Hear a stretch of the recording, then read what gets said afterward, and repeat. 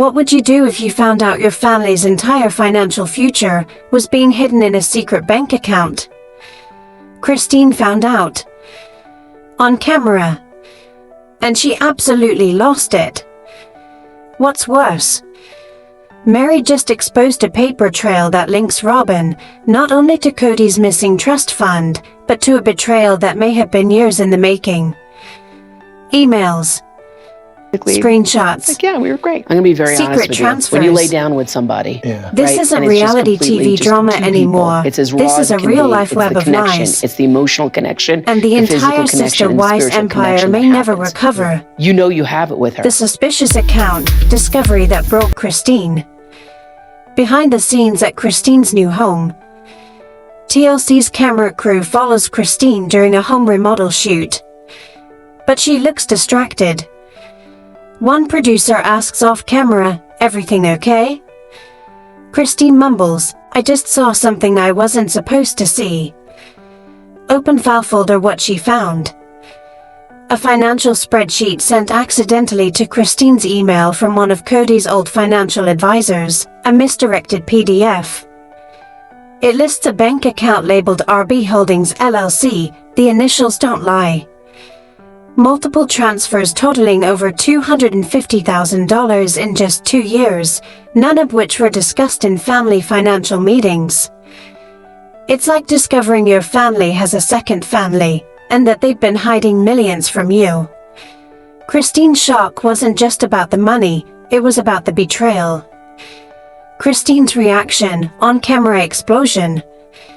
Christine immediately calls the film crew back into the house. She's shaking, visibly upset. She says directly into camera, "I don't even care anymore. She's been funneling money behind our backs, and we trusted her. I trusted her." Flashbacks to earlier seasons where Christine said, "Robyn always got what she wanted, but I never thought she'd steal it." In plural families, especially those with complex financial dynamics, transparency is survival. When trust breaks down, financial abuse becomes very real. The Robyn-Kody financial triangle. Briefcase. Kody's trust fund for the kids. Set up in 2016, meant to cover education and health costs for all 18 children. All wives contributed through earnings from book sales, cameos, real estate, and TLC salary. Fire the twist. Meri finds out through an old accountant that Robyn was listed as the sole custodian on a shadow version of the trust. This version redirects interest earnings and tax breaks, potentially worth $40,000 annually, straight to Robyn's LLC. What Robyn did wasn't necessarily illegal, yet. But in family law, if a spouse diverts communal assets without consent, it can open doors to civil litigation and even criminal charges in some states. Meri's smoking gun, the emails. Meri, who's been quiet recently, drops a bombshell. She lied to all of us. And I have proof. Love letter. The emails. A series of email exchanges between Robyn and an Arizona financial planner. Robyn asks, "Can we keep the RB account separate from the Coyote Pass ledger? I want this to be just mine." In another email, Robyn says, "Kody said he's fine if the trust interest goes to me directly. He just doesn't want to explain it to the others." Face screaming in fear. Meri's reaction. In a confessional, Meri breaks down. "I thought we were rebuilding. But this isn't just money. This is manipulation." TLC producers step in, legal panic. Behind the scenes audio captures a producer saying, "We need legal clearance before airing any of this." TLC's legal team contacts the Brown family with warnings. Several episodes are re-edit. Some scenes where Robyn denies knowledge of financial changes are removed, raising questions. Was TLC covering for her? Or protecting themselves legally? Reality TV isn't always real, But in this case, the legal implications were very real. When networks interfere, it tells us how explosive the truth really is. Christine versus Robyn, the backyard showdown. Christine confronts Robyn during a family barbecue. The audio is muffled, but the words stolen and manipulated are clear. Robyn appears panicked, holding her phone up like she's calling someone, possibly Kody. Christine's final words: "I hope that account keeps you warm, because you just lost your family." TikTokers and YouTubers explode with analysis. #RB Holdings trends for 72 hours straight. Financial influencers break down Holdings LLC in live streams. Meri's second betrayal, Robyn lied about the house too. Meri discovers Robyn had used joint family funds as the down payment for her $900,000 Flagstaff mansion. Yet on camera, Robyn claimed she and Kody had to scrape everything together for it. Meri's confessional: "She weaponized our sympathy. We were all trying to make it work. But she made us feel poor while living rich." Kody's role, manipulator or victim? Kody hasn't responded publicly, but a leaked voicemail surfaces, allegedly from him to Christine. "You need to calm down. Robyn's not the enemy here. You're going to ruin everything for everyone." The voicemail becomes national news. TLC releases a statement: "We are aware of the circulating audio and are investigating its origin. In family power dynamics, gaslighting and financial favoritism can coexist. Kody's silence doesn't absolve him, it implicates him." Legal ramifications: what comes next? Christine is reportedly meeting with a family law attorney. Meri is consulting a forensic accountant to trace all shared earnings from 2015 to 2022. Robyn has gone completely silent on social media. This could lead to civil court, possibly lawsuits. If the LLC mingled with joint family funds, Robyn might be legally obligated to repay the other wives. What TLC didn't show you. Several clips aired out of sequence. Fans notice Robyn was wearing the same dress from the barbecue confrontation in 2 separate episodes, suggesting TLC edited the timeline. What else are they hiding? Trust has been broken. Receipts have been exposed. And silence speaks volumes. Robyn may hold the bank account, but Meri and Christine? They now hold the power of truth. And this time, they're not walking away quietly. Christine receives an email during a TLC shoot in her Utah home. It wasn't supposed to come to her. It was CC'd by mistake from a financial consultant previously linked with the Brown family.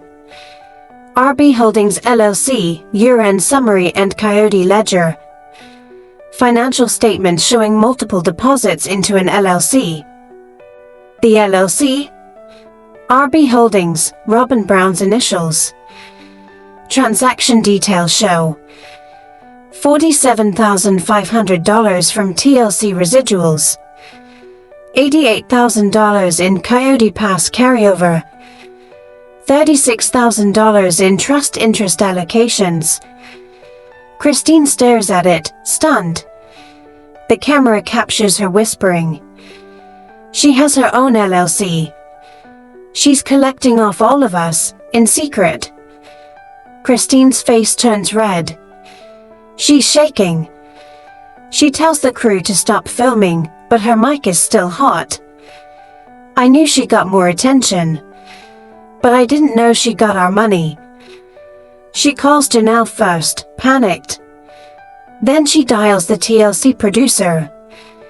"If you air any of this without telling the others, I'll walk off this show forever."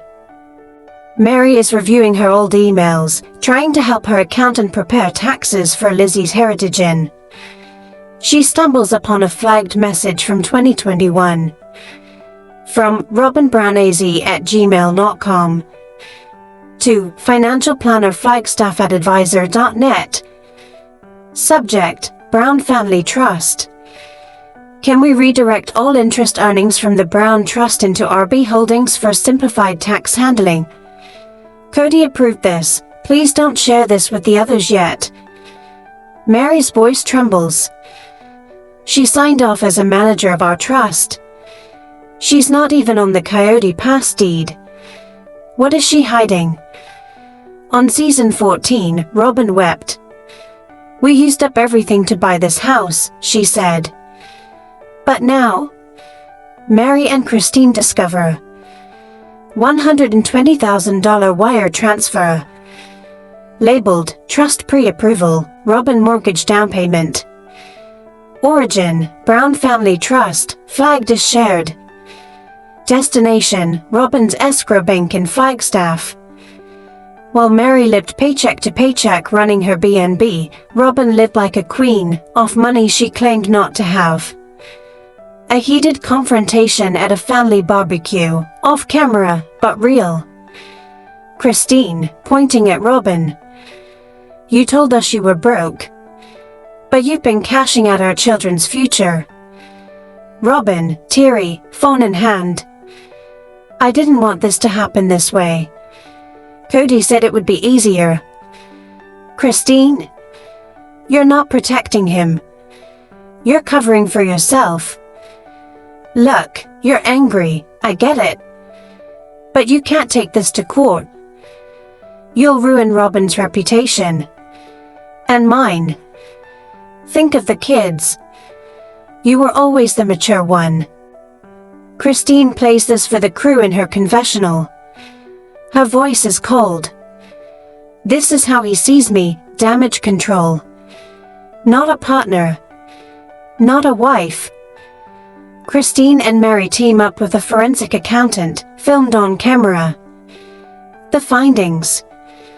Holdings LLC began in 2018, after the move to Flagstaff. 87 transactions total. Nearly $300,000 were routed from TLC shared accounts, Coyote Pass Fund, and Family Trust. She's not guilty of tax fraud, but she has likely violated the verbal family partnership agreement. That could trigger civil suits. Reddit and TikTok explode. Robyn appears in different scenes wearing the exact same dress, 2 episodes apart. Key arguments missing. Voiceover sound dubbed. Fan theory explodes. TLC is covering for Robyn. They're gaslighting viewers. This wasn't about editing, it was about protecting her from public backlash. Confessional interview, never before seen footage. Meri sits calmly, holding printed emails. "I used to think staying quiet meant I was keeping the family together. But silence was Robyn's greatest weapon. Now I'm done being silent." She passes copies of the emails to the producers. Christine hugs her for the first time in years. Christine and Meri consider filing a civil action for misappropriation of funds. They discuss filing in Arizona family court, freezing Holdings LLC assets until an audit is complete. Christine. "We may not be spiritually married anymore, but I'm still legally entitled to what I built. And I won't let her bury the truth beneath a bank account." Meri walks past a TLC trailer, holding a folder of legal documents. Christine stares into the desert outside her home. "They sold us a story about sisterhood. But behind the scenes, someone was always pulling the strings and collecting the money. Now, that sisterhood is shattered. And the cameras will finally roll on the truth." Christine in her new Utah home. She's on her laptop. The atmosphere is quiet until her face tightens. A financial email arrives, accidentally CC'd to Christine's old Brown family email address. The subject line reads, "RB Holdings, year-end summary plus Coyote tax adjustment." An attached spreadsheet details account transactions tied to an LLC. The owner listed? Robyn Brown, managing member. Transactions show regular incoming payments labeled. CP tax credits. TLC residual disbursement. Brown Family Trust interest transfer.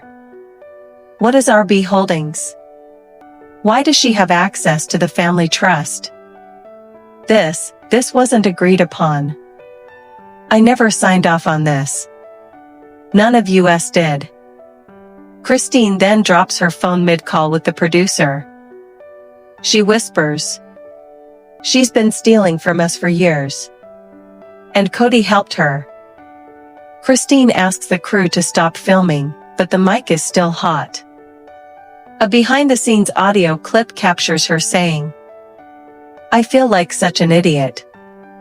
We built that trust together. Janelle put in money. Meri too. I could have paid for Truly's full college by now if I knew. But Robyn made us feel broke. Turns out she was the one holding the checkbook the whole time." LLCs like RB Holdings can be legally used for income tax benefits and asset protection. But when one party in a family unilaterally controls them without disclosure, it becomes a textbook case of financial control and abuse. Meri receives a call from her old friend, Shelley, an Arizona-based bookkeeper.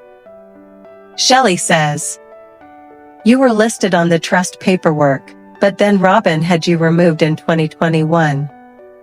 She used your name to justify joint filing on a real estate deal, then filed amendments without informing you. Hi. Just want to ensure the RB Holdings LLC and its affiliated trust earners stay under my sole review. Kody is aware. We've agreed it's simpler this way. Robyn." Meri looks into the camera with disbelief and anger. "She lied to me. Lied to all of us. And she put it in writing. We're barely scraping together the down payment." But now, Christine and Meri trace wire transfers showing $120,000 moved from Brown Family Trust account. Transfer labeled investment collateral, Flagstaff. Origin account, RB Holdings LLC. Destination, Robyn's personal escrow account. Robyn essentially took joint marital funds and secured her own mortgage while letting the other wives believe the family couldn't afford groceries. That's manipulation with a smile. Christine walks up to Robyn during an off-camera moment at a family barbecue. Audio is faint but powerful. "Christine, you took everything. I watched my kids go without. And you lied straight to my face." Robyn, panicked it was Kody's idea. "I just managed the account." Christine, "No. You managed us. But you can't manage the truth anymore." The confrontation is raw, unscripted, and leaked within 48 hours. Fans go wild. A voicemail allegedly left by Kody for Christine leaks via Reddit. "You don't need to involve the press or the fans. This was supposed to be private family business. You exposing Robyn puts me in legal jeopardy. You're making a mistake. I still love you. We can fix this." Christine plays the audio on a live stream, tears streaming down her face. "That's all I ever was to him. Leverage. Not a wife. Not a mother. Just a problem to fix." Robyn deletes Instagram. No updates for weeks. But TLC continues filming without her. New episode teaser shows Christine and Meri consulting a forensic accountant in Salt Lake City. "We need to know where every dollar went. And who signed what. We're not doing this in secret anymore." Fan theories show episodes restructured to protect Robyn. Robyn appears in scenes supposedly weeks apart, wearing the same earrings and dress. Viewer suspect TLC reshuffled timelines to confuse viewers and deflect from the financial scandal. The narrative structure of the show does not always follow chronological order for creative reasons. That only fuels speculation. Christine meets with an Arizona-based family lawyer. Meri consults a financial litigator to request a court-ordered audit of RB Holdings and Brown Trust. If the funds came from us, we want it back. We may be ex-wives, but we're still shareholders in what we built. This may lead to a partition of assets claim. If a judge rules that Robyn misrepresented asset usage while married, she could be forced to pay restitution. She once called herself the obedient wife. Now she stands accused of hoarding funds, rewriting trust agreements, and manipulating a multi-wife family empire into serving one woman's future. Why did Robyn do it? Was it greed or fear? We explore Robyn's early years as a single mom, her past financial instability before marrying Kody, her 2011 quote, "I never want to be poor again." A psychologist explains financial trauma. Many people who've experienced instability will go to extreme lengths to create personal safety, sometimes even at the expense of others. "I just want my kids to feel secure. That's all I care about." Adds nuance to the villain arc equals viewers stay invested. Janelle, usually calm, is interviewed. "I knew something didn't add up. But I never thought it was her." She reveals she suspected creative bookkeeping for years. Thought Kody was just bad with money, not that Robyn had complete control. She says Robyn played the long game. She built a fortress while we were building tents. She always tried to keep peace, but now even she can't stay silent. Will Robyn be sued? Will TLC cancel the show or pivot it to sister wives? Fallout? Will Robyn leave the spotlight forever? Can Meri and Christine spin off into a legal-themed docuseries? Reality TV is evolving. But when the reality turns into legal drama, networks face a choice: protect their stars, or protect themselves. Meri, Christine, and Janelle walking out of a legal building together, no longer wives, but united. They were sister wives. Now, they're survivors.